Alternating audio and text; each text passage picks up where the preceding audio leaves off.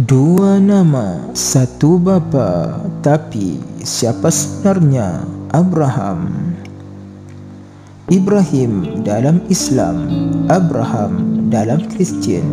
Kedua-duanya dipanggil bapa tauhid, tapi kisah mereka tidak serupa. Dalam Islam, Ibrahim ialah Nabi Agung, menghancurkan berhala, menentang Raja Namrud dan membina Kaabah bersama anaknya. Dalam Kristian, Abraham ialah tokoh penting dalam Perjanjian Lama, bapa kepada bangsa Israel melalui Ishak. Inilah titik beza utama. Islam menyebut Ibrahim diuji untuk menyembelih Ismail, anaknya yang sulung. Kristian pula percaya Abraham diperintah Tuhan untuk mengorbankan Ishak. Dalam Islam, Ibrahim dianggap sebagai bapa tauhid dan pemula haji.